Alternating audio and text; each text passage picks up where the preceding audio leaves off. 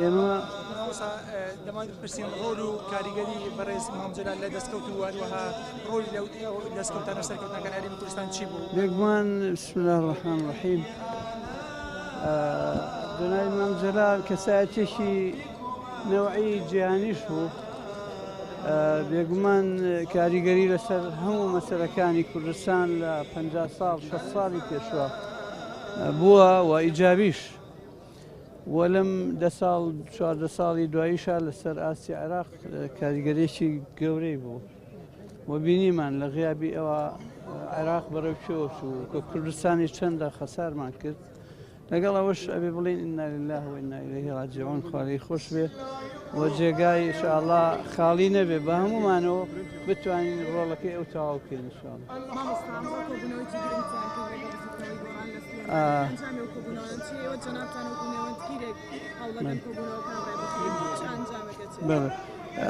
ئەمڕۆ ڕاستە لە ئێمەوە دەستپێشخەری بوو بەڵام جێگای سوپاسە کە هەردوو لە پێیان خۆش بوو جەنابی کاک نەسیروان و جەنابی کاک عومەر سێعەلی دانیشتێکی باشمان کرد بە شێوەیەکی ڕێژەیی بڵێم سەرکەوتوو بوو ئینشاءالله سەرەتایەکی باش بوو ئینشاءالله قۆناغی تر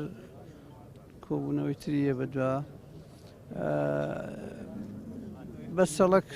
توانەوە خۆی ئیشێکی مهمە مناسبەتی وەفاتی مامجلال حەقی خۆیەتی کە زۆرێک لەم شتانە بکەین کە ئەمە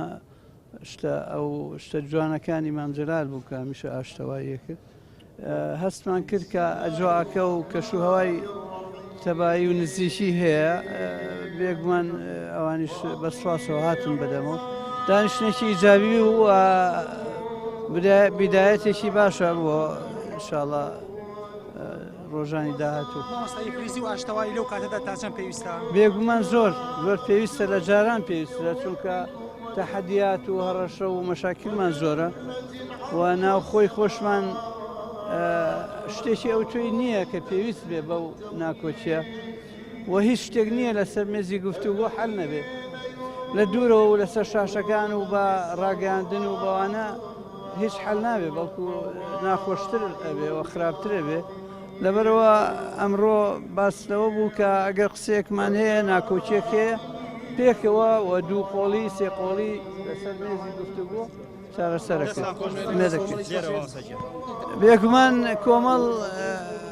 ئەوشەر لەو ڕیزایە بەڵام ئەو ناکۆچیەکەمترە لەگەڵ کۆمەڵ و ئەبێ بەردەوامە ئەو گفتوگۆیە هەیە بەڵام نەزەم لە داهاتووە چیەکەین.